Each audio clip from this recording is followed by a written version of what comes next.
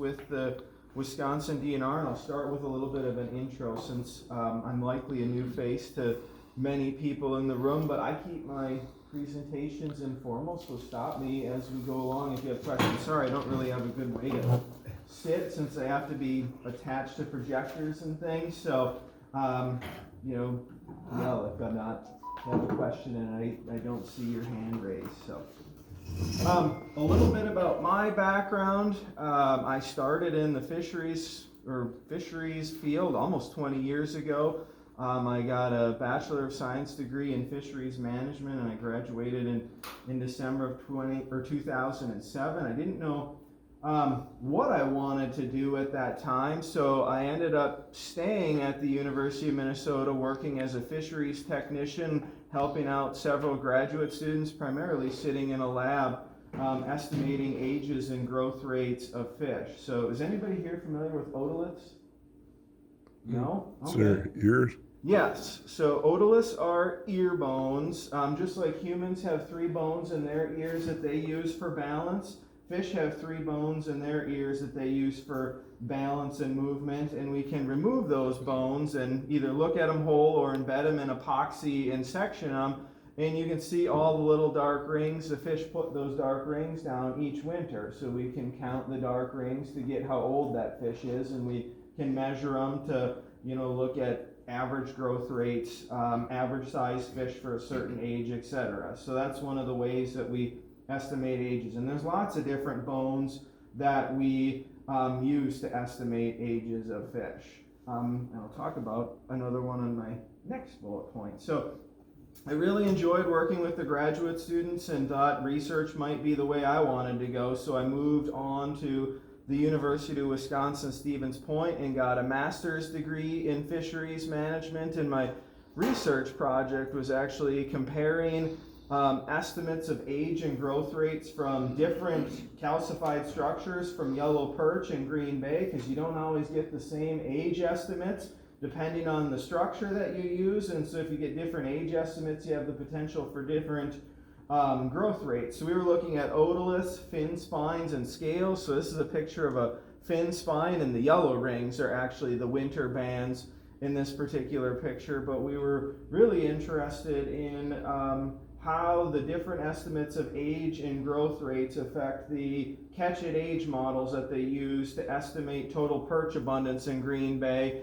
and they use that to set the commercial harvest quotas to ensure that they have a sustainable commercial harvest moving forward on the Green Bay fishery. So I enjoyed research so much I decided to go to South Dakota State University to get my PhD in fisheries management. All of my research was down in a ranch in Texas. They had a 110-acre lake on the ranch where they were trying to grow 15-pound largemouth bass, and so I had to figure out what was limiting the growth potential of those bass and then put together a management plan to maximize the growth of that particular, or of the bass in that population. So we had radio tags surgically implanted in 40 largemouth bass, and we were looking at hourly movements, daily movements, seasonal movements, and habitat use.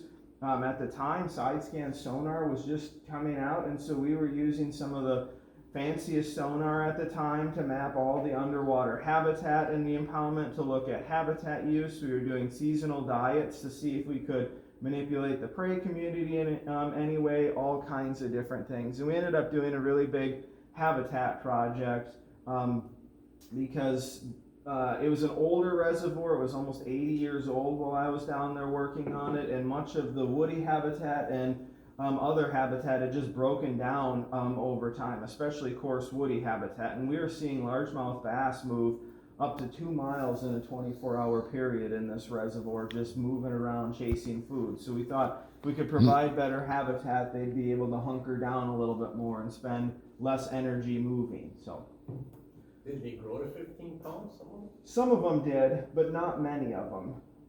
Not as many as they wanted. Not as many as they wanted to, correct. So,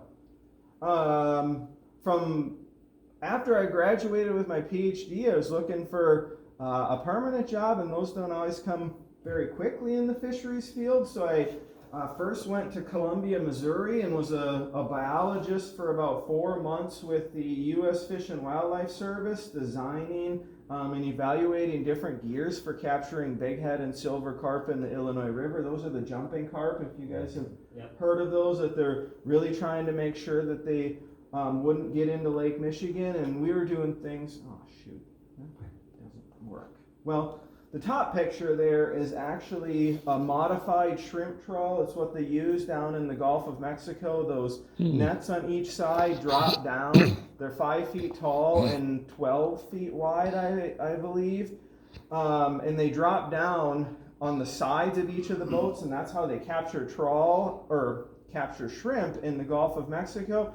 And what we ended up doing is, rather than running our electrofishing gear directly in front of the boat, we ran it perpendicular to the boat in front of those, the entire width of those nets. So we essentially had like electrified trawl, and we could capture hundreds of carp within 5 minutes in the river if we went in the right locations, because how effective a gear like that was and how dense the carp were.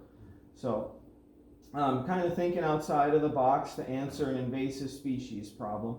That was only a summer position, so I ended up moving up to the Fish and Wildlife Service in Green Bay, working on the native fish crew, primarily doing evaluations of lake trout stocking and the progress of the lake trout restoration in Lake Michigan. We also did some work on lake whitefish. Before finally landing my first permanent job with the Wisconsin DNR, based out of the Shawano office. And I worked there for just about 5 years, covering waters in Shawano, Waupaca, and Menominee counties. So I didn't work on the Winnebago system, so the Wolf River, sturgeon and things, walleye fisheries, those were all managed out of the Oshkosh office, since they spend those fisheries or fish populations spend most of their time in the Lake Winnebago itself. They just make spawning runs typically up into those large rivers. I didn't manage those fisheries, but all the other waters in Shawano and Waupaca counties I managed. And then I transferred down to the Green Bay office a little bit over 2 years ago, and now I cover Brown and Manitowoc counties, only the inland waters in Manitowoc County. I don't cover the Lake Michigan trout and salmon fisheries. Those are all managed by our Lake Michigan fish team out of Sturgeon Bay, but I cover from the first dams on the rivers upstream, as well as all the inland lakes. And I'm also responsible for managing the walleye and muskie populations in Green Bay itself. And the Fox River is the big tributary, but we also manage the muskie and walleye fisheries in the rest of the tributaries. So lots of cool projects that I've worked on over the years, a lot of diverse experience. So moving on to the Cedar Lake survey, and more general, how we do inland fisheries management surveys. Is that better? Yep, perfect. Okay. So background about how we do comprehensive fish surveys. We use different gears throughout our survey with the goal of trying to collect all the data that we can on the fish populations within a lake, in particular the popular game fish and panfish species that we manage, so that we can make management recommendations about all fish populations in a lake. So the first gear that we deploy as part of our comprehensive fish surveys is our fyke nets. And as I was talking about earlier, we set these as close to ice out as possible. The primary species that we're targeting with these gears are northern pike and walleyes, and in particular I wanted to get a good collect good data on the northern pike fishery in Cedar Lake, because I had gotten a lot of reports that there was a very high density of northern pike in the lake and very few harvestable size fish, and are there management options to improve the quality of the pike fishery? And so we really needed good data on the pike fishery to make those recommendations. So wanted to set our nets as close to ice out as possible. We do collect data on panfish in these surveys. In particular, they can be useful for crappies, and some data on bluegills, but depending on the year and the way that water temps warm up, we might not get very many bluegills in our fyke nets if the water temps remain fairly cold. they don't move shallow enough. So the way that these nets work is, imagine that shoreline is on the left side of the picture, outside of the view. We set these nets perpendicular to shore with a lead stretched out. These nets have 75-foot leads. They have little white buoys on the top that float the top of the lead up. They have small lead anchors on the bottom. That lead acts like a fence. So fish that are swimming along the shoreline encounter that fence or lead. They can't swim through it. We attach the front of the lead up to shore. They can't swim around it on shore, so they try to swim out around it on the deep end. And then we have an opening into that big trap system that helps kind of funnel fish towards the back. And then we actually each day go up and lift the back of the net out of the water and scoop the fish out, and that's how we're able to capture fish with our pike nets. The other gear that we use is boat electrofishing. Typically we do our electrofishing surveys a little bit later in the spring when water temps are 60 to 70 degrees, and we're primarily targeting our bass species and panfish with these surveys. So I'm going to go back actually and talk about why we set our nets so close to ice out. It has to do with the spawning temperatures. Northern pike spawn typically when water temps get to be 35 to 40 degrees, and they congregate in very specific areas around patches of emergent vegetation, so vegetation that's partially under the water but sticks out of the water, and they concentrate in these areas for spawning. And so when we set nets in those areas, we can capture very large numbers of fish in a very short time period with these gears.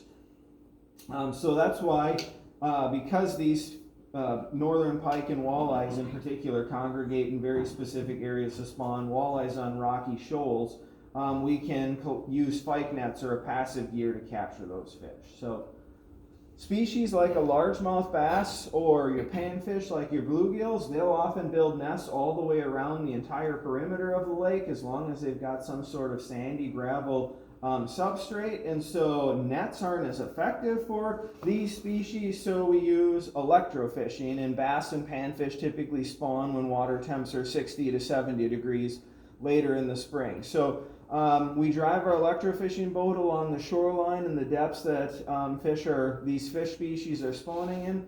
All of our electrofishing boats have a generator. It's the black box on the back of the boat right in front of the two motors there. And then the driver, who's sitting in the seat with the steering wheel, has a box right in front of him that he controls all of the electrical settings that are going in the water, so we can control pulse rates and the volts and the amps and things like that, so that we are just putting enough electricity in the water to stun the fish. It doesn't kill them. We don't want to hurt them in any way. It just prevents them from being able to swim away.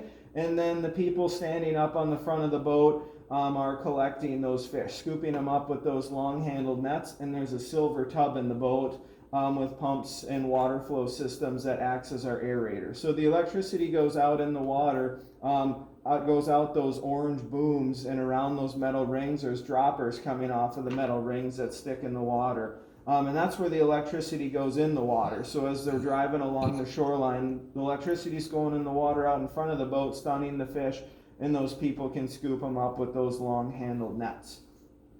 So it's more effective for species that don't congregate in specific areas to spawn. So what information do we collect on our surveys?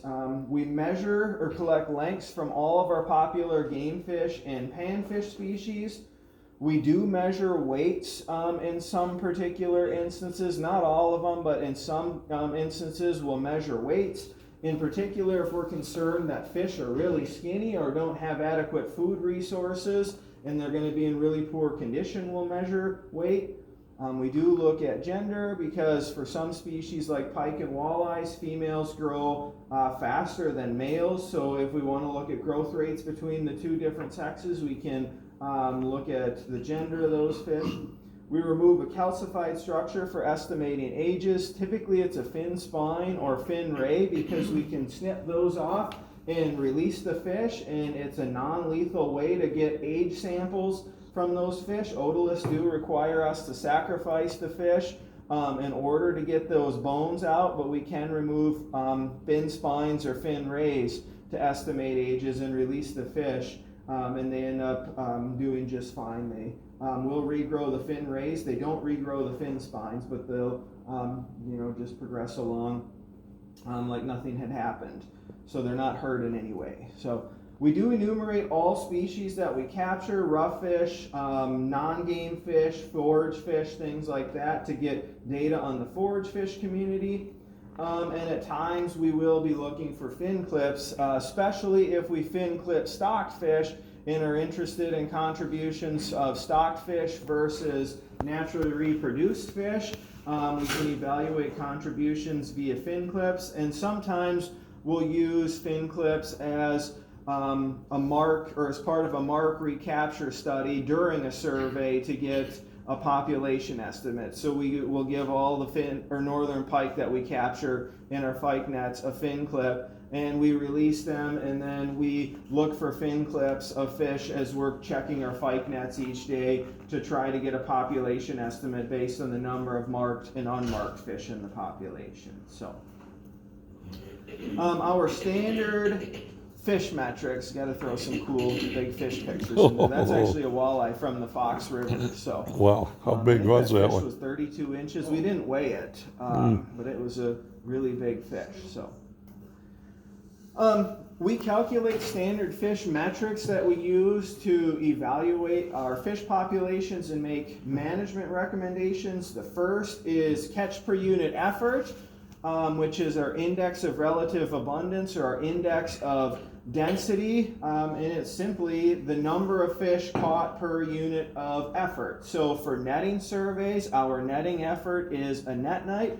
So we check our nets every 24 hours, and so one net fished for 24 hours is one net night. If we're running 5 nets on a lake and checking each of them every 24 hours, each day we're putting forth 5 net nights of effort. And for our electrofishing surveys, we standardize it all per mile of electrofishing. So we don't necessarily always electrofish just 1 mile of a particular water body, but our catch rates are standardized per mile of electrofishing.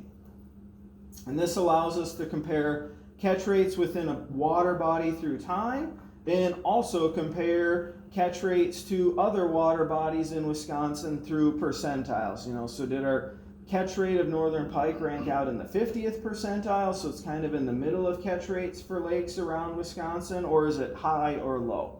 So, and we'll talk about those in the results.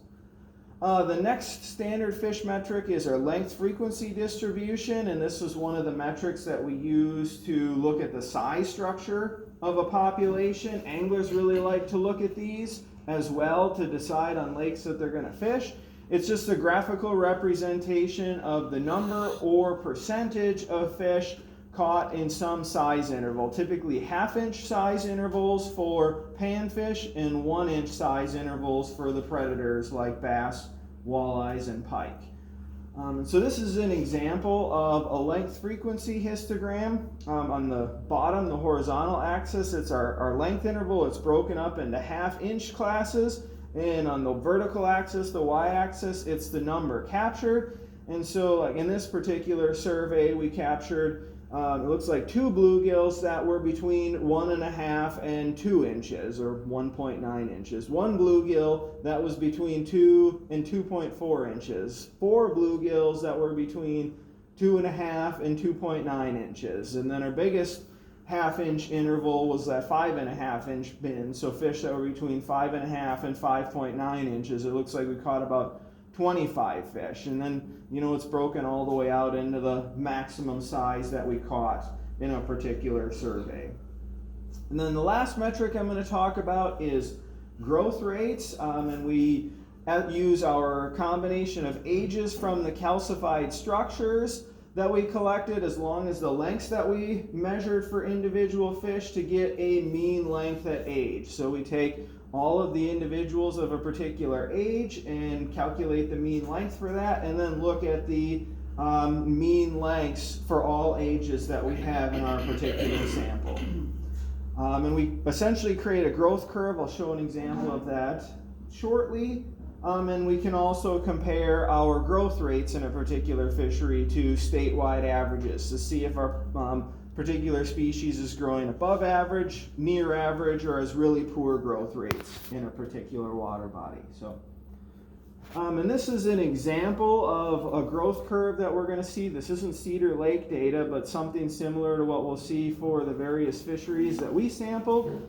So the diamonds are the actual observed mean lengths at age. So we've got our age on the horizontal axis, our lengths on the vertical axis.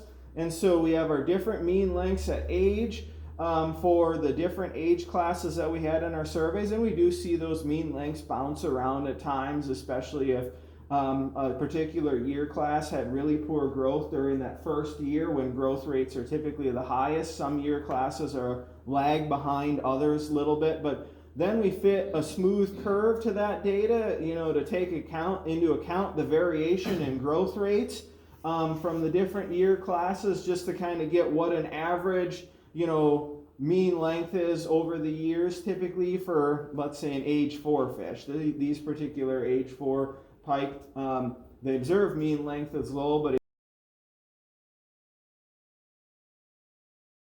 typically we would see better growth rates for age 4 in most instances, given the other age classes and how well they were growing. Yeah. I have a question. Looking at that, it looks like at 8 years, the average growth is maybe about 25 inches. Is that right? Yes. So if our minimum size for keeping a northern is 27 inches? 26? Yeah.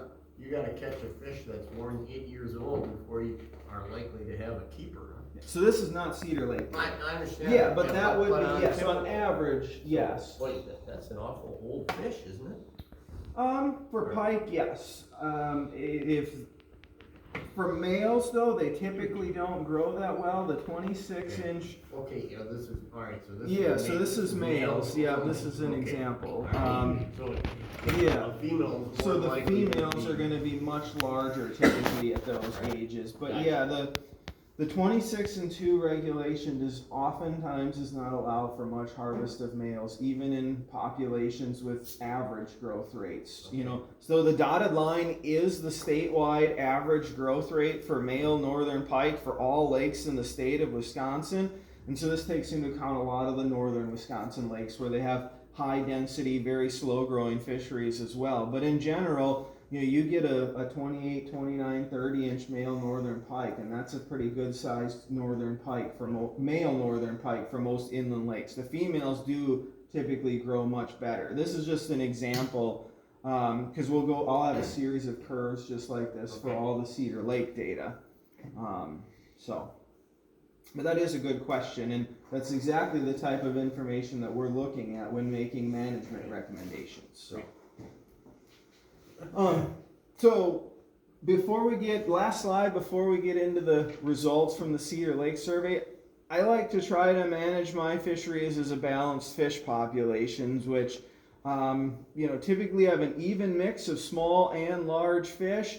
This provides opportunities for anglers to catch fish and harvest fish now, as well as ensures that there's small fish available in the population that are going to grow into large fish in the coming years. If you have all really big fish or all really poor fish, or all really small fish, that tells me that something's out of balance in that particular population, and something, we need to put in some sort of management action to try and change that. And what's causing that is going to kind of drive the management action. So for example, if you have all really small fish in a particular population, that could be because harvest is so high that anglers are removing a lot of the large fish, or it could be that growth rates are very slow for some reason, and the management action might be very different depending on what the cause is. So we want to understand exactly what's causing an unbalanced fishery before we make a management recommendation. How do you determine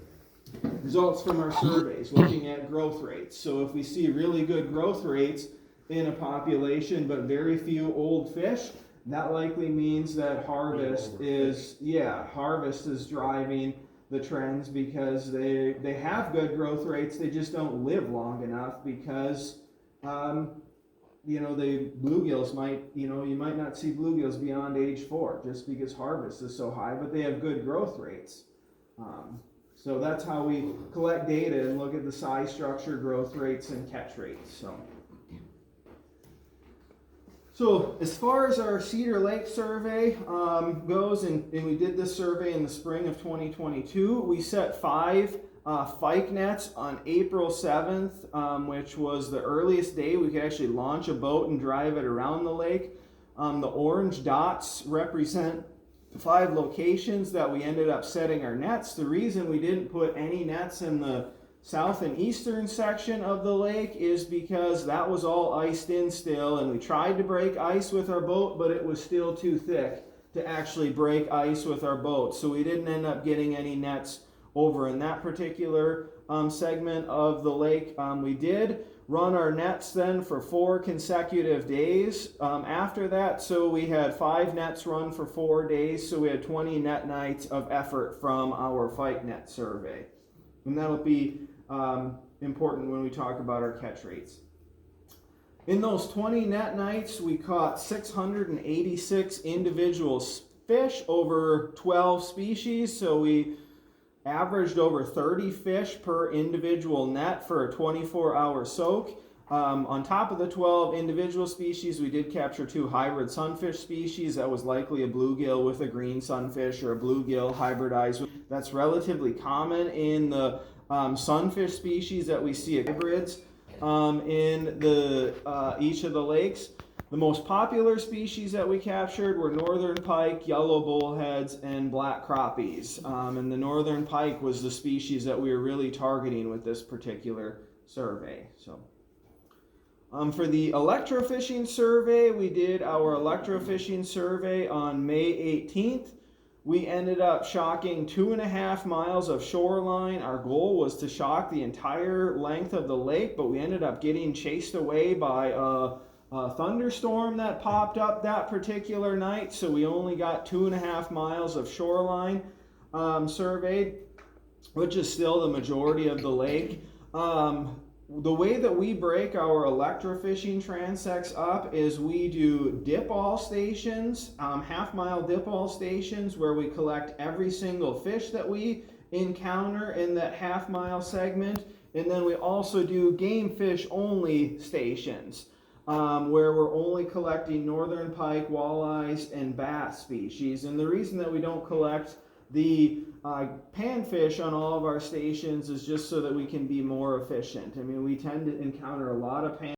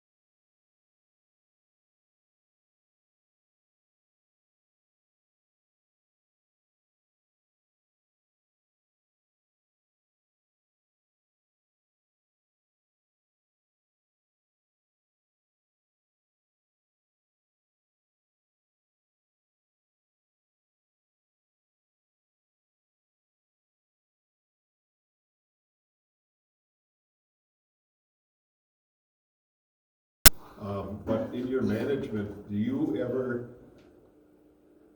there's a legal size, do you ever allow something before the legal size, like a donut hole kind of where they can catch them from this size to that size, to take out density? Yes. So that fish can Correct. go? Yes, we do have a variety of regulations that we can use, and that's going to be the exact regulation that I recommend in this particular instance, is a protected slot limit. Our protected slot limit that we have for northern pike is a 25 to 35 inch protected slot limit, so anglers can harvest pike below 25 inches or above 35 inches. They have to release those pike in the 25 to 35 inch, which are going to be your best growing fish, your highest quality fish. But if anglers start removing some of those smaller individuals, hopefully that will reduce some of that competition and improve the overall quality and growth rates of the pike fishery. There's a lot of northern pike in the lake, so it could sustain some harvest of some of those smaller individuals. So, and the bag limit with that is 2. The bag limit stays the same, so it'll allow some anglers to go in there and harvest some of those smaller pike. But that, I do have that in the last slide, some of the management recommendations. No, it's good to talk about it, but yeah, all the management recommendations for all the species I have at the end, just so that it's kind of the freshest in people's minds if they have thoughts or recommendations for an end discussion. So, Is there a predictability on how many legal northerns are probably in Cedar Lake? we did a population estimate using mark recapture, and I didn't put that in here. I didn't want to try to confuse people with how we estimate population estimates, but we do have it. And I can go look at what it was after the presentation. Sure. But pretty much all of the vast majority of the pike are going to be sublegal in this lake. If you look at the length, frequency, whatever, this is representative, I would argue, given that we captured almost 400 pike, 350 pike. Wow. Very, very, very low percentage of those fish actually make it to legal size. Mm-hmm. Great, thank you. Yep.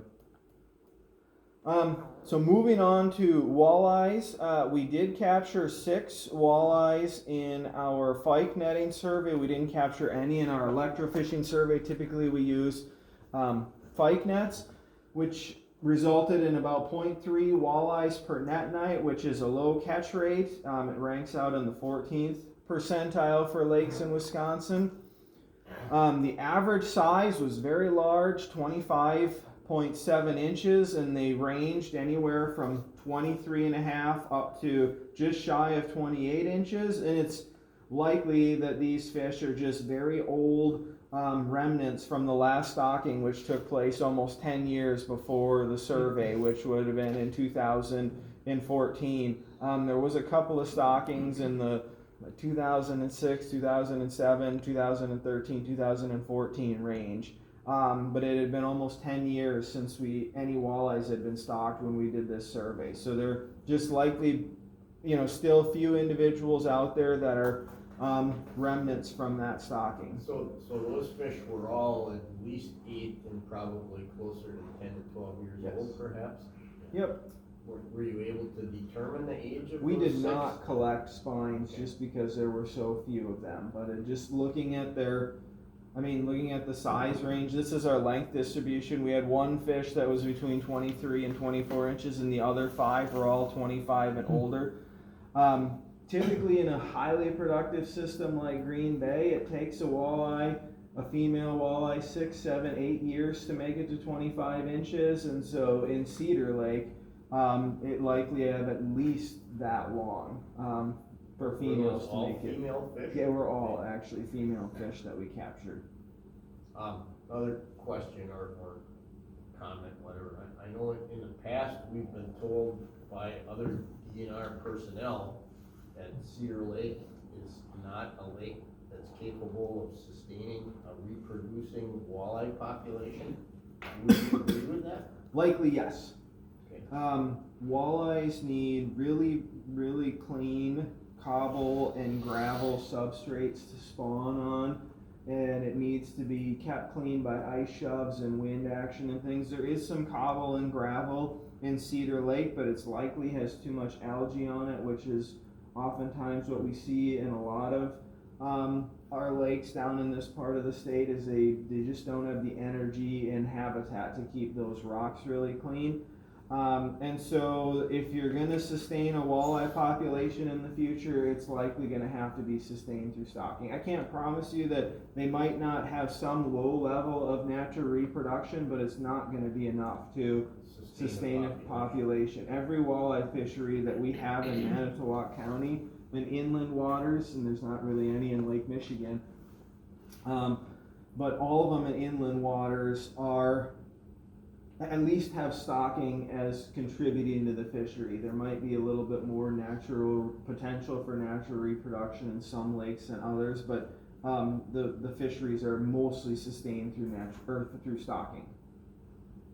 I guess a follow-up question to that, you know, obviously the Lake Winnebago system has got one of the best walleye populations probably in the whole country. And I lived on Lake Butamore for 20 plus years. I spent a lot of time fishing, especially Butamore, but I've also traveled the Wolf River pretty extensively, and it just doesn't seem to be that kind of substrate. It seems like they spawn more in like marshy areas. So that's not giving you that gravel sand substrate, right? Correct. So the Winnebago system is the only system that I'm aware of that sustains walleye reproduction mostly in marshes. In low water years, they will spawn primarily on cobble shoals and banks on the Wolf River itself. Like this year, most of the walleye spawned in the Wolf River rather than the marshes because we had such a dry spring.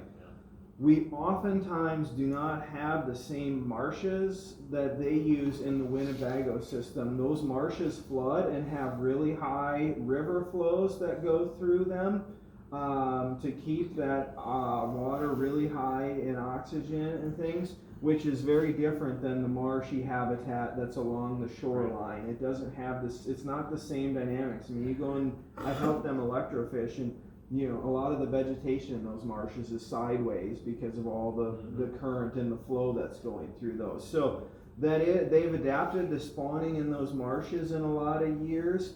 But other than that, like the walleyes in the Green Bay system predominantly spawn on gravel and cobble shoals in riverine environments, in particular below the dams where they get really high flows to keep that gravel and cobble really clean.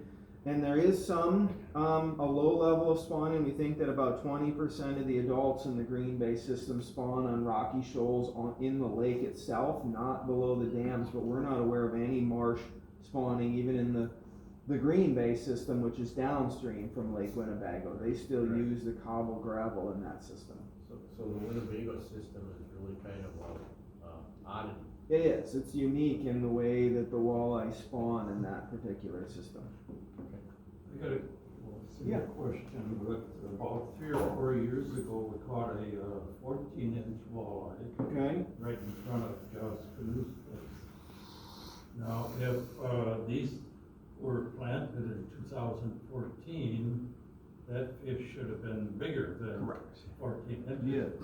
Where would it come from? So that might have There been. could have been a very small amount of natural reproduction. There is some gravel and cobble around some of the islands. So in some years they might be able to produce a few fish, but if fishing, you know, if they were able to sustain a really good population, you know, anglers would be catching a lot more walleyes in the lake. It's just so low that it's not going to sustain any sort of a fishery. It's going to be a random walleye here or there. My guess is that was probably the only one that you heard of that was about that size around that time. Yeah.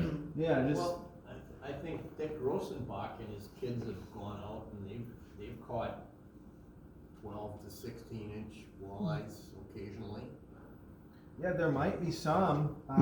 They're just based on our surveys and previous surveys, yeah, they're gonna be fewer and farther between, and if you want a good walleye fishery, stocking is gonna be the tool that's gonna get you a more abundant, fishery that sustains, has, more year classes of fish of a range of sizes, so. Is there an ability to get some of these Winnebago, marsh spawning type fish to develop into some stocking material? Because we have several marshes around our lake here, and So they're very unique marshes that flood with the river flows from the Wolf River system that Oh, need okay. that really high flow rates going through them. oh, okay. So there's not very many systems that have that large of a riverine system with those large marshes that sustain that highs of flows. So we've never actually considered doing that. The other problem is Winnebago is VHS positive. And we have in more recent years, our hatchery staff have determined ways to disinfect eggs and things, to bring eggs from VHS positive waters into our hatcheries. Like I think this past spring was the second or third year that we actually used the Menominee River as our Lake Michigan Basin brood stock source, and we're now using the Fox River as our muskies, but this just came about within the last 2 to 3 years, the ability to disinfect those eggs to bring them into hatcheries. And I don't see very many systems having that large of riverine type marshes like the Wolf River has to have that be successful. I don't think they would do well in the marshes on a system like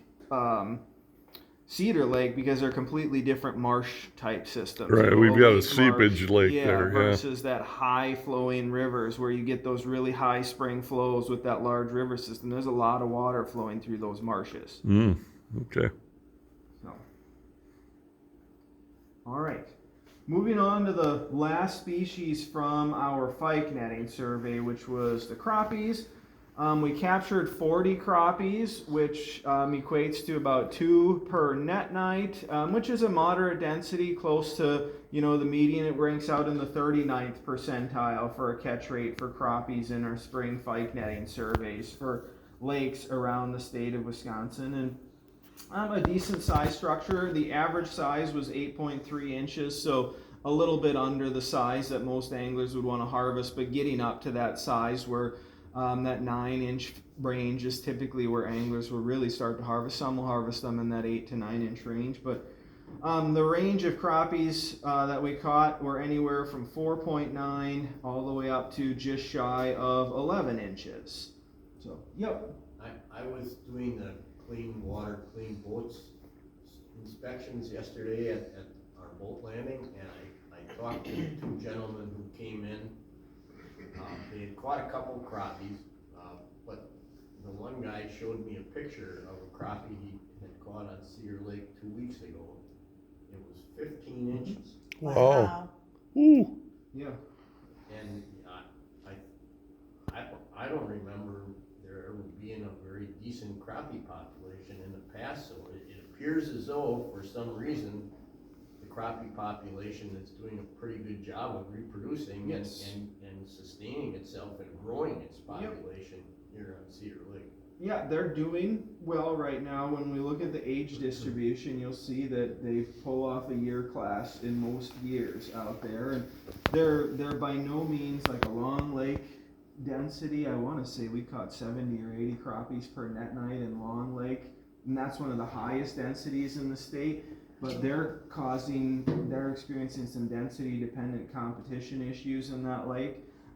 Certainly not that level of densities, but it's got a decent fishery and average crappie density. And some you will see in most lakes, and we don't always catch them, but there seems to be a few crappies that elude anglers and grow really well. We were in Pigeon Lake and we got some 13 and 14 inch crappies in our survey of Pigeon Lake this spring, and I've heard of a couple of 14, 15, 16 inches coming out of Wilkie too. So there's a few that grow that big. We don't always see them in our surveys because they're rare, but on occasion people will see them. So, but those are dandy crappies. So, This is our length frequency distribution for crappies. Again, the 1/2-inch bins on the horizontal axis.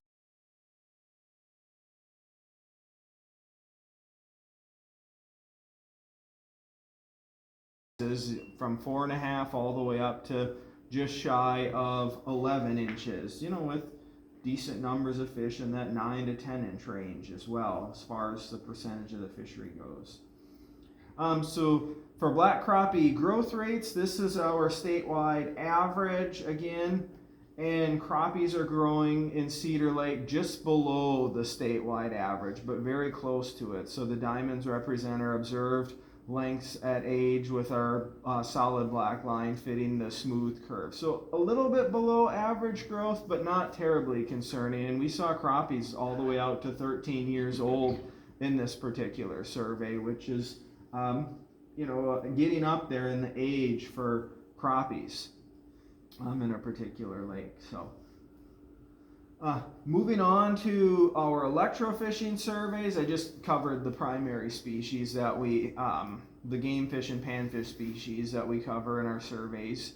I don't cover all the other species that we collect data on, but aren't of interest or as much interest to anglers. So largemouth bass was one of the primary species that we were targeting with our electrofishing survey, and we sampled 2.5 miles that were either dip all or game fish only stations. So we were capturing bass on all the stations in our survey. We ended up capturing 68 bass, which ranks out which results in a catch rate of just over 27 bass per mile of electrofishing, which is a good catch rate, a little bit above the average or median for lakes in Wisconsin, right around the 69th percentile, so a good bass fishery. Average size was 13.4 inches, so just below the legal minimum length limit, and the range of fish was anywhere from 4.3 all the way up to just about 19.5 inches, so really good range. Good, we'll talk about it next with the length frequency distribution. Again, the inch bins on the X or the horizontal axis and the number captured on the vertical axis. A really healthy bass fishery with lots of legal sized bass out there. Decent growth rates, with fish reaching all the way up to nearly 20 inches. But the majority of the fish, or at least about half that we captured, were greater than that 14-inch minimum. So a really healthy bass fishery in Cedar Lake. As far as growth rates go, again, the statewide average for largemouth bass, and then this is what we see for Cedar Lake. They're growing right around the statewide average, so decent growth rates. Again, the diamonds represent our observed mean lengths at age, and our solid black line is the fitted curve to those observed mean lengths at age. So decent growth rates out there, nothing too concerning about growth potential of bass. And the last species I'm going to talk about is the bluegills. So again, we use electrofishing as our gear for bluegills, and we ended up capturing 70 bluegills. Again, only the 2 half-mile stations were dip-all stations where we were capturing panfish, so we had a catch rate of 72 bluegills per mile of electrofishing, which is an average an average catch rate for lakes, or right around the median catch rate for lakes in Wisconsin, at the 45th percentile. The size structure was a little bit concerning. The average size was lower than what I would have hoped to see at 4.9 inches, and the length range was from 2.7 up to 7.4 inches. I also would have liked to have seen more fish on that bigger end, getting up into that 8+ inch range, even pushing that 9-inch range. So why is that? Is that largely driven by harvest, or is it largely, just kidding. Before we get into the growth rates, looking at the bluegill length frequency distribution of the fish that we captured. So 1/2-inch bins on the horizontal axis, the number captured on the y-axis, and kind of a bell-shaped curve where, we've got a lot of fish in that 4 to 5.5 inch range, and then, really starts to top off, and very, very few fish out at that upper end of the size spectrum. Really no fish up in that 8+ inch range or even 9-inch range. And We aren't oftentimes very good at electrofishing very small fish just because they're so small. We don't shock them very well. So I'm not that concerned about the few small fish. I am concerned about the lack of larger fish in the population. So again, is that driven by growth rates or is that driven by harvest? And so this is a statewide average for bluegill growth rates across all lakes in Wisconsin. And we can see that bluegills are not growing very well in Cedar Lake. And it's likely not driven by density dependent competition. We'll talk about that on the next slide. But our catch rates were moderate at best. 72 bluegills per mile of electrofishing, right around the statewide average, 45th percentile or something like that. So it's not likely driven by too high of density of bluegills, but we'll talk about that. What I'm thinking in my thoughts for trying to improve the size structure on the next slide. So this is the last slide that I have, which is kind of the summary and management recommendations for all the species. So northern pike, they have a high density, very slow growing fishery with few legal size fish. We talked about this earlier. I recommend changing the regulation to that slot limit, the 25 to 35 inch protected slot limit with a bag limit of 2, to try and reduce the density of those overabundant small northern pike, in hopes that if you can reduce their competition for resources, the rest of the fish in the fishery will grow much better and improve the quality of that particular fishery. For largemouth bass, they have a moderate to high density with good size structure and average growth. I don't recommend any changes to the fishery at this time. For walleyes, we only captured 6 walleyes in our spring netting survey. All were larger than 23 inches. Like I mentioned, the last time that they were stocked was in 2014. Stocking is going to be the way that we are most likely going to get a more abundant walleye population and a walleye fishery in the lake. And we had some, I wasn't expecting to have walleyes available for this year for Cedar Lake. I have quotas in for stocking walleyes starting next year, but we had some surplus walleyes available, small fingerlings at Wild Rose Hatchery this spring. So we ended up getting over 4,700 small fingerling walleye stocked at the end of June of this past year to hopefully try to bolster the walleye fishery in the lake. And we'll need to continue to stock in the future. So stocking small fingerlings, we typically stock at a higher rate than what we do with our fall large fingerlings, which is what are getting stocked in a lot of lakes that are part of the walleye initiative. Typically, we only stock at about 5 per acre in our large fingerling stockings, 5 to 10 per acre. These we stock more at that 30 to 40 per acre. Our hatchery capacity is so low to produce large fingerlings that I don't think that Cedar Lake would get large fingerlings if I tried. We have a much better chance of getting the small fingerlings, which is why I ended up going that route. I'd rather get small fingerlings than nothing at this point. There's a big backlog and long waiting list to get large fingerlings in lakes that would be new DNR stockings. And so that's the reason that I went the small fingerling route. What is typically a size of a small fingerling? 2 to 3 inches. Yep, and the large fingerlings are typically 8 inches. So the large fingerlings do survive a lot better in most instances, but we likely aren't going to get any walleyes from a DNR hatchery if we go the large fingerling route. So we'll try the small fingerlings. Is there a brine process? Yeah, I wish. No, unfortunately not. This might be a very difficult question for you to answer, but given the populations of both northern and largemouth bass that we have, can you even make a wild guess of that 4,700 fingerlings, what percentage might survive to grow up? Not many.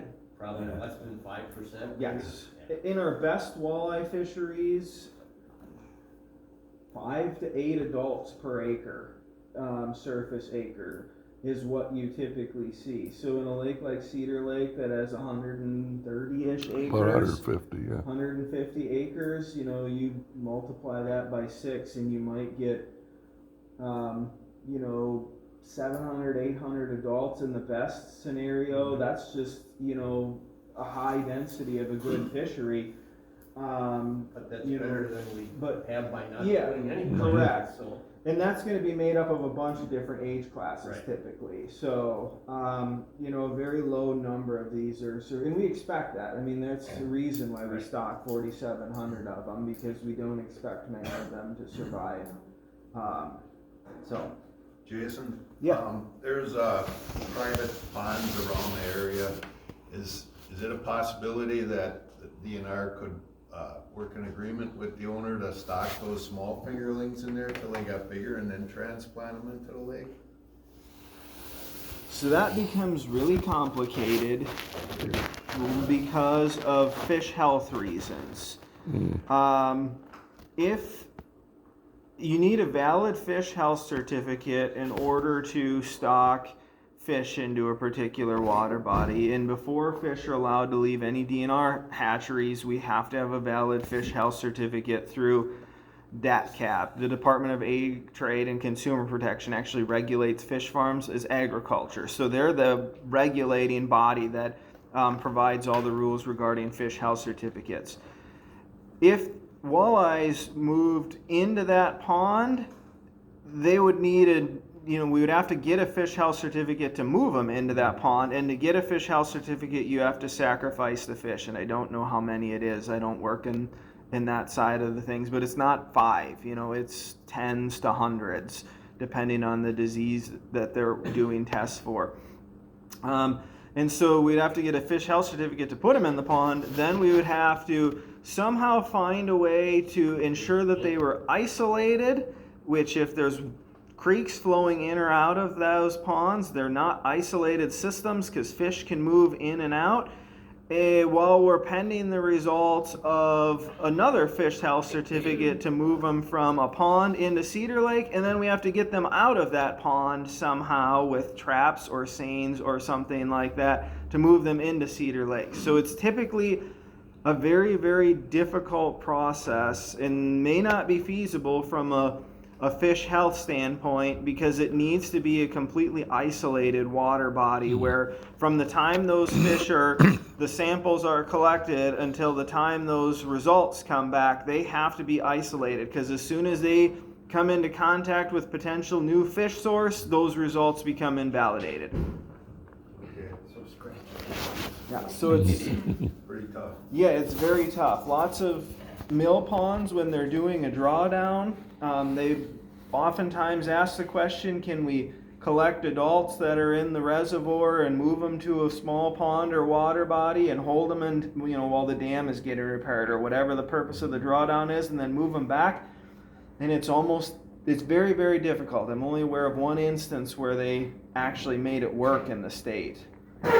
Just because of the challenges with capturing fish and moving them around from a fish health standpoint. Okay, can you tell why fish play an important part in creating a healthy lake or maintaining a healthy lake? Yeah, I mean, there's lots of reasons. Well, one, they provide recreational opportunities, but a lot of predators will use to control overabundant other fisheries. With a lot of times we use predators to control overabundant panfish populations. We use them to control invasive species at a time. A lot of these species rely on healthy ecosystems to be able to spawn. Northern pike need healthy emergent marshes to be able to lay their eggs. Their eggs actually adhere to the emergent vegetation, which is just strands that are partially underwater, but also part of the plant extends out above the water. And the eggs adhere to the vegetation while they're developing, and then when the larvae hatch, they have like a suction cup looking thing on their forehead that they attach to that vegetation to grow while they're absorbing their yolk sacs. So they're indicators of really good ecosystems, and they need healthy ecosystems to persist. Toxic algal blooms are going to cause potential fish kills. If you get really, really high oxygen demand from algal blooms, that can drop your oxygen levels so low because algae use up oxygen as well. And so they can compete with fish for that oxygen, and if it gets too low, that can result in fish kills. So, fish and the fishery really benefits overall from a healthy ecosystem and can help drive that ecosystem and the dynamics of it.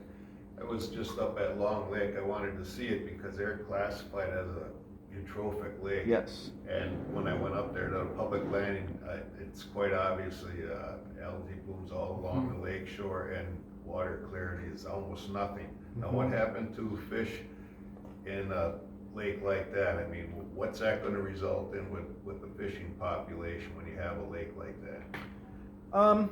They tend to have more issues with low oxygen and fish kills. Long Lake, they don't run aerators, but they do have a much longer history of fish kills as a result of oxygen problems.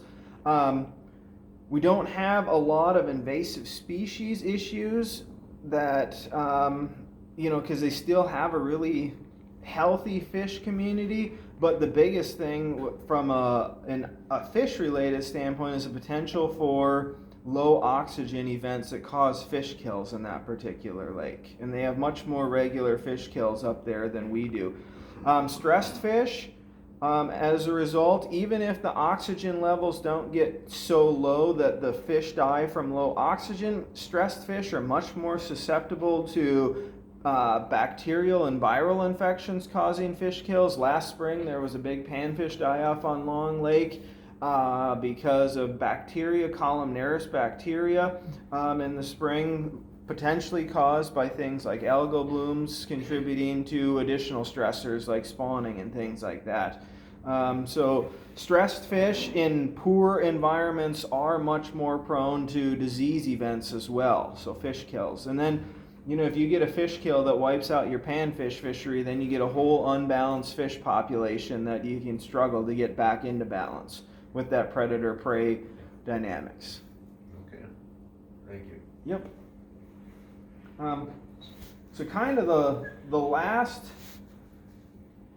topic or last discussion point was kind of panfish regulations, or how to manage the panfish population. And crappies and bluegills were both found at moderate densities, not really high densities. Moderate size structure for crappies, poor size structure for bluegills. Crappies a little bit slower growth, but better size structure. But in particular, I was concerned about the bluegill growth side of things. And my regulation recommendation is to try a 10 aggregate bag limit for panfish with no more than 5 bluegills. And the reason I am proposing this is what I think might be happening on Cedar Lake is bluegills in particular are colonial nesters. They build very large colonies. Sometimes you'll see hundreds of bluegill nests in a big colony. And the male bluegills actually fight for the nesting locations in the center of that colony, because nests in the center of the colony are going to have much higher success due to a lack of predators than nests on the edges of the colonies. And so male bluegills only grow as large as they need to secure those inner nesting sites. And as soon as they start to mature and begin spawning, their growth rates are going to decline significantly because of all the energy that they put into spawning rather than growth. And so when you end up having a population, even if it's a lower density fishery like Cedar Lake, in which a lot of the large bluegills get removed from the population, you can really see growth rates slow just because of their spawning dynamics. And Cedar Lake has relatively clear water, and in talking to anglers, there's a lot of nest fishing in the springtime, especially for bluegills that are going to be yanking those aggressive bigger males off of those nests and contributing to the dynamics of slower growth in the future. And so right now Cedar Lake has the 25 aggregate bag limit. That's the panfish regulation, and I'm hoping that with this 10 aggregate bag limit with no more than 5 bluegills, that'll help keep some of those bigger bluegills in the population, so then the next generations have to grow larger and larger to compete for those best nest sites in the colony, and that will hopefully improve both the growth rates of the population, because they'll wait to mature until they're a larger size so that they can better compete for those nests, and as well as, you know, keep some of those larger bluegills in the population as a whole from preventing them from getting harvested. So that's my recommendation for the panfish regulation. And then also, as a side note, we captured 18 pumpkin seeds in our electrofishing survey, as well as 5 yellow perch. So there are some other panfish fisheries in the lake, but it's mostly dominated by bluegills and crappies, which is what we see. So the aggregate would be All those, panfish. and, Yep. and that's what it currently is No, also? 25 aggregate is Yeah, what it currently is. But does that mean that right now the 25 could be 25 bluegills? Correct. You can keep, right now you can keep 25 bluegills, you can keep 20 bluegills and 5 crappies, you can keep 15 bluegills, 5 crappies, and 5 perch. With this proposed regulation, you could keep 10 crappies, you could keep 5 crappies and 5 bluegills, but you could never keep more than 5 bluegills or more than 10 total panfish, regardless of the combination. So you could keep 5 bluegills, 3 perch, and 2 crappies, something like that. How do you notify the fishermen that that's gonna be the new regulation, and can, by your say-so, we can get that regulation, or does it have to go through? So there's a process that it has to go through. So every regulation change proposal like this has to go through the spring hearings. I do have a proposal in the works. I had to submit them already. If we wanted to pursue this route, I had to submit a proposal already. So I have one that's going through the internal DNR review with this regulation change and talking with other sanitary district members and things. But as long as it's supported, this regulation proposal, as well as the northern pike slot limit, will be on the spring hearings. Every county in the state of Wisconsin, I think it's the second Tuesday in April, hosts a county spring hearings, which is a joint meeting between the DNR and the Conservation Congress. And all regulation change proposals are brought forward at these meetings around the state. It's, you get a regulation change packet to see them in advance to see what proposals are out there. And anglers around the state can provide their input on all of the proposed regulation changes. And then as long as it receives favorable support at the 2025 spring hearings, they would go into effect in April 1st of 2026. So that would be the earliest that these regulation changes would go into effect. Now, if they do go into effect, all of these are published through on the DNR's website and our regulations pamphlets. I typically work with the lake groups to send out emails, to the distribution lists for lake associations, sanitary districts, just to help get the word out. And we always post new signs at boat landings as well. Anytime new regulations go into effect, we have new signs that are put up at the boat launches. Yeah, we do it all before the regulations go into effect, just so that there's lots of opportunities from regulation packets and everything. We try to do our Office of Communications at times will do, I don't know how all these fancy app thingies work, but they do stuff with like next door apps that are somehow sent to a certain locality. So like Manitowoc County, if there's people in Manitowoc County that subscribe to this DNR next door app thingy, we'll send out local regulations that are specific to Manitowoc County to the people that are subscribing. I don't know if it's an email or if it's a text or how those our Office of Communications handles a lot of that social media side of things. So we reach out that way, as many different avenues as we can to get the word out, knowing that not everybody is on these various social media things. So we do, internet press releases, emails, sign postings, all that. And we also have a what's new section in our fishing regulations every year. If I remember right, in 2014, besides planting walleyes, I think we also planted a lot of perch. Yeah, the previous year, yeah. Yes, perch are challenging,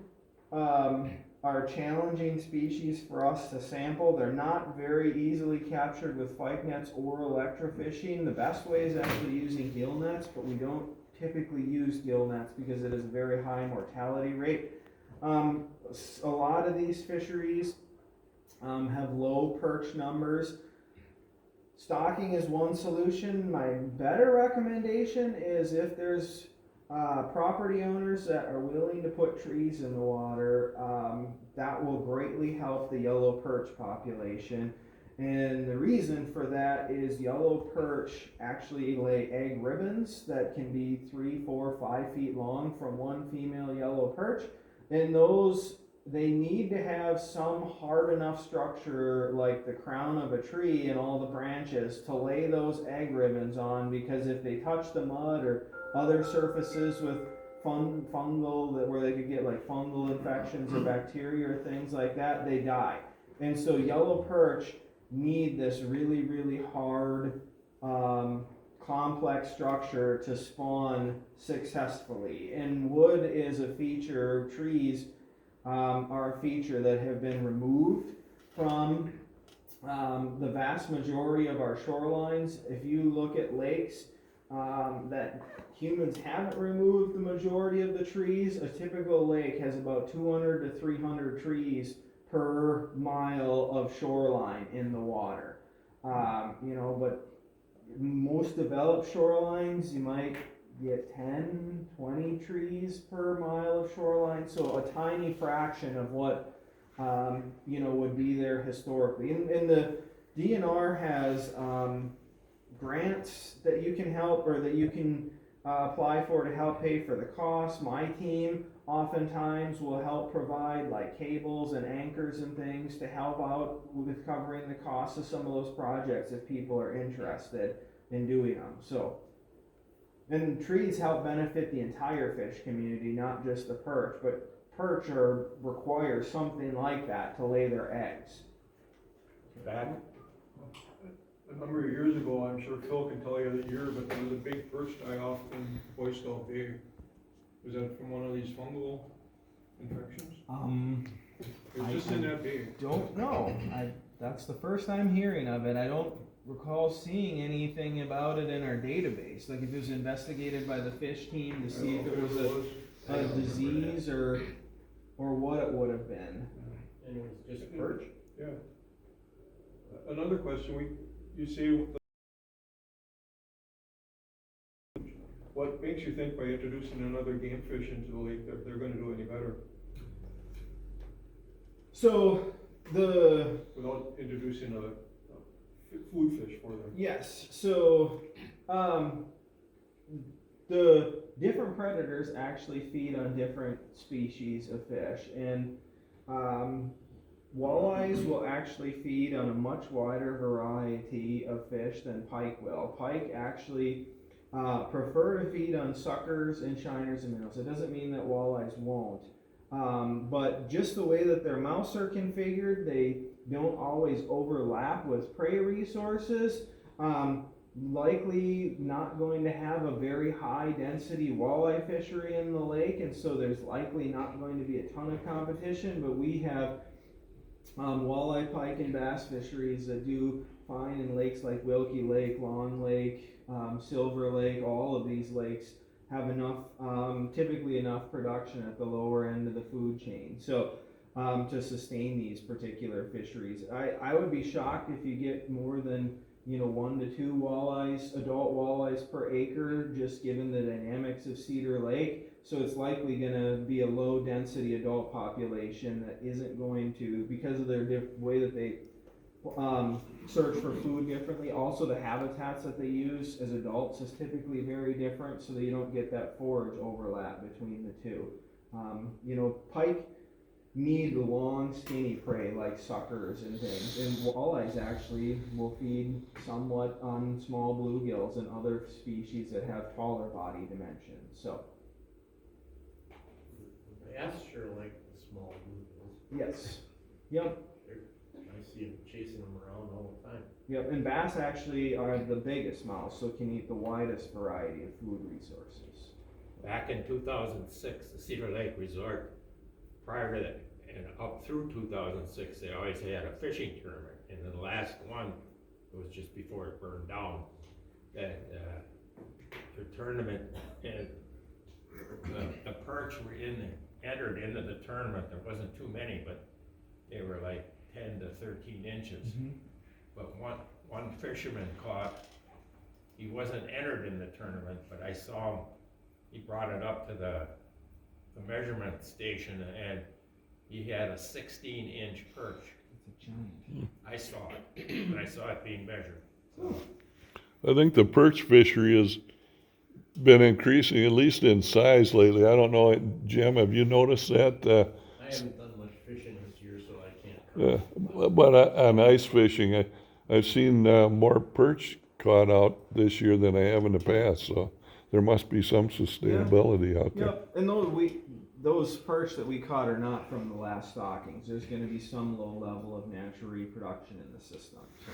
What, you mentioned that in the spring hearings, will you put that resolution in, or does someone from Cedar Lake have to put a resolution in to get on that survey? The pike and panfish ones, regulation proposals, I've already initiated through the DNR process. So there's two different processes that regulation change proposals can be initiated. One is I can initiate them as a DNR biologist using results from our surveys.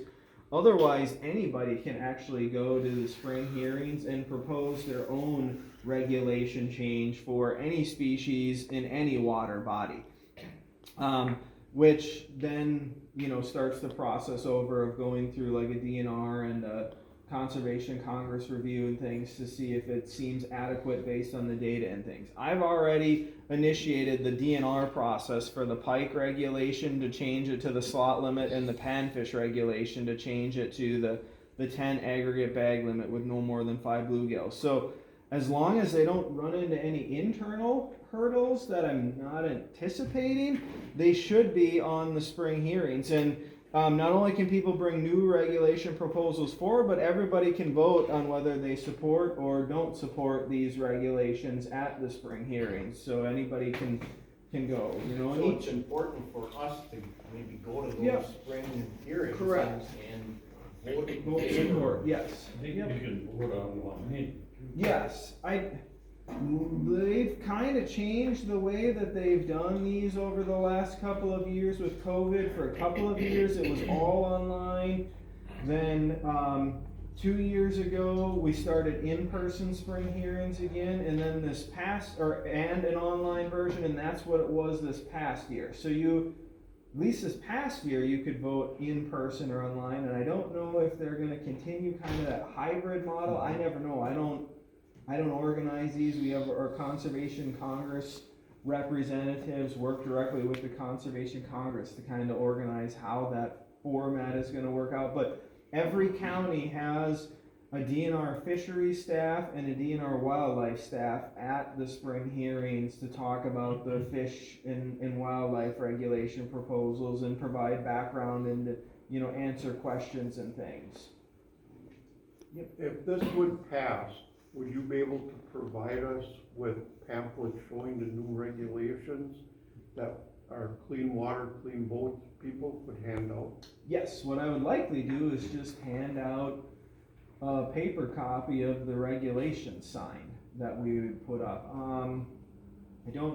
We have new ones at Wilkie Lake that I just put up this year, cause Wilkie Lake had a couple of new regulations that went into effect this past spring. So that, I don't know that I have a picture of it on my computer here, it's likely back at the office, but that would be, Posted at their boat landing, so if we drove down there, we Yep. could see what that would look Yeah. like, and we would then have a similar sign for our boat landing. correct, And the Yep. next challenge is to get fishermen to read these signs. correct.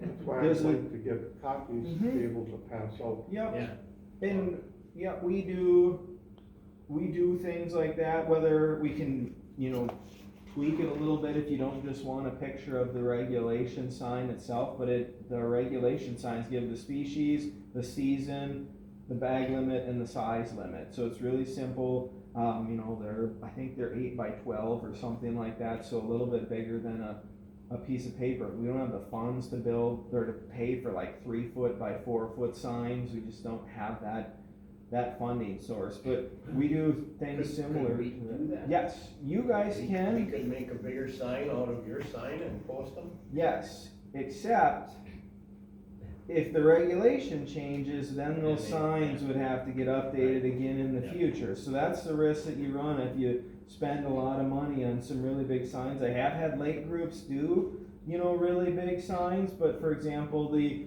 walleye regulations statewide on inland waters went to a bag limit of 3 this year. So if you had signs with a walleye bag limit that said 5, you'd either have to find a way to cover that and make it 3, otherwise good luck getting the wardens to actually enforce it, because everybody's gonna say, well, that sign says 5. So then you either have to find stickers to cover it or buy a new sign, but we have worked with lake groups to purchase very large signs. We just don't have the funds to pay for them for all the lakes. Other than voting in the spring on this, is there any other support or information that we could provide you to support, what your proposals are?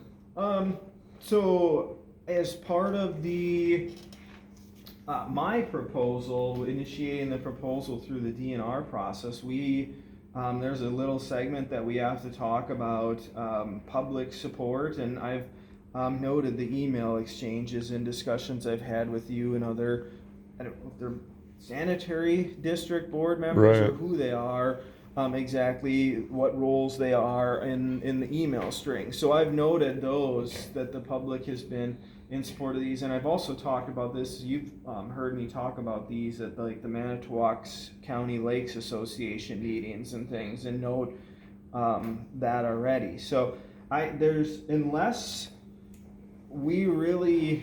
I somehow get a bunch of pushback from our policy team or something like that, in which case then, I'd reach back out to you guys and say, they don't, and I don't anticipate this happening, Mhm. but if, I can't say with 100% certainty, so unless we get some pushback, I think we're good for now. It's just, go and vote to provide your support on those spring hearings, and if I get some questions or something like that, then I might circle back to you guys to say, look, we really are in support of this and really want to try it.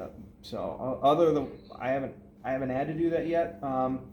So I think we're good, at least for these 2 proposals for now. Oh, tremendous. Is there, I guess the other question is on this then, so once this goes through, you think in April of 2026, Yes. then this would Yep. go? All- And your decisions basing on the slot limit and that, you mentioned to me that you've got within the DNR Fishery kind of committees that focus on panfish and walleye and that's kind of where you're gathering some of your information on to fit our lake? So, yeah, I mean, just kind of general how the regulations work. We have we try to have a different regulation for all the different situations. Like slot limits are classic regulations for high density, slow growing fisheries with a lot of small individuals, where you want to gear that harvest towards the small individuals in a population and things. So we have different regulations options to choose from. You know, when we're confined as DNR staff by our toolbox for each of the species, so typically we only have 3 or 4 regulations per species to choose from that try to accomplish, you know, high density fisheries, this is your best regulation. Really low density, but trophy fisheries, this is the best regulation. But we have, each species has its own team across the state, and those species teams have to review all the biologist regulation change proposals.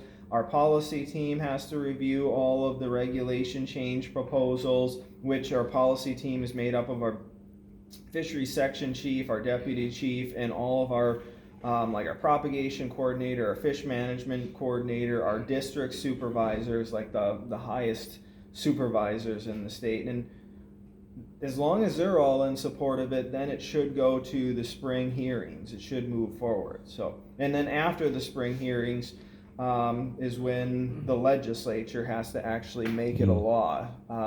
You know, it has to get legislative approval and governor sign it, which doesn't happen until after the spring hearings. So Great. I'd like to add a historical perspective to the northern pike fishery in Cedar Lake. In 1952, my uncle came out here. He was living in Pittsburgh at the time, but he always came out here for 2 weeks during the summer, and he fished primarily for bass using a fly rod. And he had a typical bass landing net, which was about maybe that deep. He had on the line, I'll put it that way, a huge northern. He got it in that little bass landing net, but 3/4 of it was sticking out of that net. And he said it was gigantic. And he came in, I never seen anybody so excited about anything. And cussing and swearing, and next thing he did, he bought a new landing net. He went back to the same spot, and he caught another large northern. This one he got in his big landing net. We measured it was 42 inches. And he says the one he caught the day before was much bigger around, heavier, and longer. So, yeah, nobody's caught anything like that since. I got a picture of a 42-incher. yeah, just likely with fishing pressure and shoreline development and things, northerns that big are going to be rare.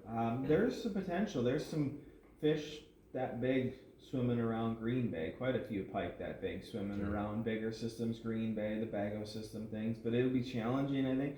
I think you've got potential to grow pike up to 40 inches in Cedar Lake. We see those, you know, in a lot of our, you know, smaller inland lakes around here. They have decent growth potential. So That was 2 huge fish in 2 days in the same spot.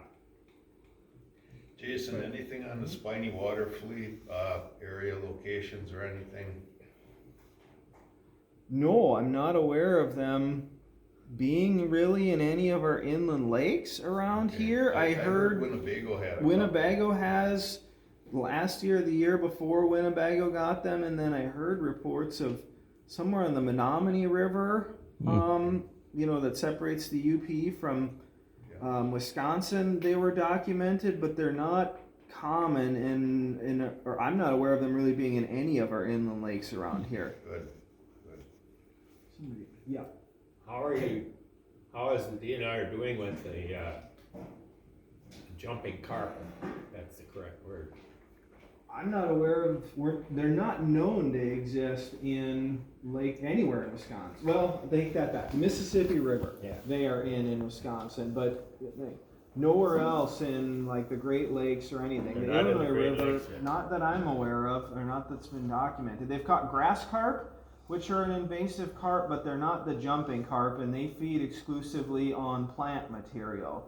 Whereas the bighead and silver carp feed on phytoplankton and zooplankton and can collapse the base of the food webs. So the jumping carp are the silver carp and the bighead carp, and those, as far as I know, there have not been documented in the Great Lakes or Lake Michigan yet. So. I heard that there's other carp that feed on plant stuff they really like Eurasian milfoil. Don't know, yeah. Well, one question, speaking of carp, in your survey, did you find many? Over the years, the only ones I've seen seem to be the, 30 to 32 inches going around the shoreline in the morning. I've never seen anything small, but I've seen those big ones over the years and just recently this spring. Yeah. I don't recall us seeing many carp. We likely caught a small handful like we do in every single one of our surveys typically. They tend to maintain a low population level in most of our lakes to the point where they're not having really severe impacts on loss of aquatic plants or water clarity or things like that. A healthy native fish community is the best way to control common carp. Common carp are one of the last spawners in a particular spawning season, typically late May into June. And so all the other fish species have spawned before that. And things like bluegills actually love to feed on common carp eggs and newly hatched common carp larvae. They absolutely devour them. And so if you have a healthy native fish community, that's going to be your best control on common carp, and to keep them at that low density that you're describing where they're not really having significant impacts. Another item, the yellow bullhead, I've noted in past survey reports, that seems to be one of the largest number of fish, collected there. Are you still seeing a lot of those? And that's one of the sports fish that you rarely see people fishing for. So we did see some bullheads in the lake. People in some instances fish for bullheads. I actually grew up fishing for bullheads, and I don't mind eating them, especially if you catch them early in the cold weather or colder water in the spring. A lot of people don't fish for them. Bullheads are native. They're found in pretty much every one of our lakes. I don't see them having any sort of a negative impact on the fishery in this particular instance, and small bullheads actually provide a good forage for pike and bass and things. They have spines, but they don't have scales, and they've only got a couple of spines, whereas something like a bluegill, their entire top fin has spines, and they also have them on their bottom fins. So without scales and with only a couple of spines, they tend to be a preferred forage item in some instances, or at least one that fish don't mind eating. So Great. During the late 50s or early 1960s, in the northwest corner of the lake where Chucky Mayer and Josh Knuth have their places, and your dad had a place, there were, I would say, at least 50 huge carp spawning in that area. Now the lake was 4, 5, 6 feet lower than it is now. But, and I won't say how they're catching them, but they caught a lot of them. yeah, A lot, I mean, they're all huge carp. could have been some carp. Was there ever a removal, or did they just the other native fish just became so prevalent that they controlled them from? I have no idea, but I think now that the lake is much, much higher, maybe they're spawning where we don't see them, such as that finger of Scout Bay goes back there a couple hundred yards. Could be in there, or maybe around in the cattails behind that other point, which is in Cedar Bay. It goes way back in there, almost to the well. When you have abundant carp populations, you'll see the impacts even if you don't see the carp, in the vegetation getting ripped out of the water. Abundant carp fish, lakes with abundant carp populations, because of how much they root around in the bottom, they tend to have after they rip all the plants out, they tend to get very little plant growth and be very, very turbid, because of algae growth and resuspension of mud from all of them rooting around, which I'm not aware of that happening or being Not really too much. common on Cedar Lake. So The boats do a good job of that. How do you know it's the boats and not the carp? I'm just speculating, okay? but I mean, their plant community, at least I know, is really strong, because you guys run a harvester and things, and there's lots of aquatic plants, and that's the first thing that goes when you have really abundant carp is the plants, because they'll just rip them out of the ground and root around, and then the water eventually becomes so turbid the plants just don't grow anymore. So I have one last question in regards to the northern part, yeah, northern pike regulation changes. I think it's a great idea, but my question is, if this goes into effect, what typically is the plan on a lake where you have a slot limit like that with the purpose of trying to reduce the numbers of those smaller pike? How closely and in how many years is it probably gonna take before you're gonna really start monitoring to make sure the anglers aren't taking too many of those small pike out, and now we don't have enough of a pike fishery left to grow it? so typically on lakes where we have a lot of experimental regulations going on, which would be the case if these start going into effect in Cedar, we're on there within every 5 years. You know, you don't typically see an immediate response. Your densities might go down, but there's going to still be that response to changes in growth and things. So we typically are on them at least within 5 years, every 5 years, while we're trying to kind of see how these regulations work out. And, you know, we're monitoring all the same things: densities, growth rates, size structure, and if it, you know, flips too far to that other end of the spectrum, you know, then we'd have to consider what regulation option would be next, because the 26 and 2 ended up with, you know, a high density poor fishery, which would be the kind of the next more restrictive regulation. So we'd have to kind of decide how we would want to move forward from there. So if this went into effect in 2026, we could expect that it's gonna stay that way for at least 5 to 10 years. Typically, At least until you get an electronic vehicle there that yeah. you're required to get. Are you part of Sheboygan County? Nope, Sheboygan County waters are managed out of the Plymouth office. So I know very I like the little. bluegill end here. We had a guy this year that for 5 days in a row, he sat on our bluegill beds and fished everything out he could find. Yeah. Oh, I see that every spring at my place too, yeah.